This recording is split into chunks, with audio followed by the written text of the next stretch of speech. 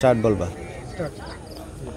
ধন্যবাদ আপনাকে। আমরা আছি এই মুহূর্তে কুমিল্লার গোমতী পাড়ের কামারখাড়া এলাকায়। আপনারা দেখছেন এখানে আসলে গোমতী নদীর এই জায়গাটি, যে কামারখাড়া ব্রিজ সংলগ্ন এই জায়গাটিতে একটি পাইপ দিয়ে পানি যে নদীর অভ্যন্তর থেকে এই লোকালয়ে পানি প্রবেশ করছিল, সেই পানিটি নিয়ে কিন্তু দিনভর একটু উৎকণ্ঠার জায়গা ছিল এবং এখান থেকে কিন্তু এখনও নদীর অভ্যন্তর থেকে কিন্তু লোকালয়ে পানি ঢুকছে। আমরা দেখছি এখানে সাধারণ মানুষ কিংবা এলাকাবাসী, স্বেচ্ছাসেবী সংগঠন কিংবা রাজনৈতিক নেতাকর্মী থেকে শুরু করে সবাই কিন্তু আমরা দেখেছি দিনভর এই জায়গাটিতে কাজ করেছেন। এই কুমিল্লার গোমতী পাড়ের এই বালিখাড়া জায়গাটি ছাড়াও কিন্তু বুড়িচং উপজেলার কাঠালিয়া সহ সদর উপজেলার জগন্নাথপুর এই এলাকাটি সহ বেশ কয়েকটি এলাকায় কিন্তু ছোট ছোট গর্ত দিয়ে কিন্তু গোমতীর পাড় থেকে পানি কিন্তু লোকালয়ে প্রবেশ করছে এবং কিছু জায়গায় কিন্তু বেশ কয়েকটি এলাকায় কিন্তু প্লাবিত হয়েছে। আমরা দেখেছি দিনভর সাধারণ মানুষ যারা ছিল নদী পাড়ের তারা কিন্তু নিরাপদ আশ্রয়ে সরে গিয়েছেন এবং প্রশাসনের পক্ষ থেকে কিন্তু বারবারই বলা হচ্ছিল যেন সবাই সবার নিরাপদ আশ্রয়ে চলে যায় এবং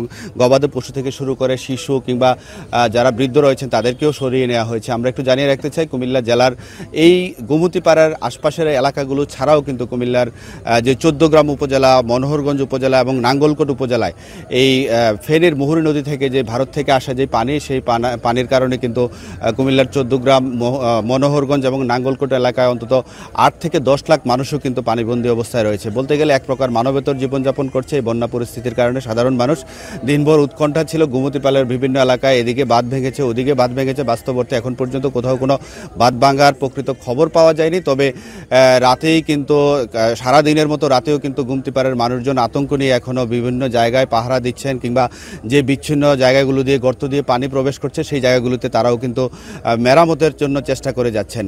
তো সব মিলিয়ে আমরা যতদূর জেনেছি কুমিল্লার বিভিন্ন জায়গায় অন্তত 50টিরও অধিক স্থানে আশ্রয়কেন্দ্র খোলা হয়েছে এবং গোমতী পাড়ের যে সমস্ত মানুষ রয়েছেন তারা কিন্তু তাদের নিজেদের আত্মীয় স্বজন কিংবা বিভিন্ন জায়গায় তারা কিন্তু আশ্রয় নিচ্ছে বলে আমরা জানতে পেরেছি। তো এই ছিল কুমিল্লা থেকে গোমতী পাড়ের কিংবা বন্যার সর্বশেষ অবস্থা।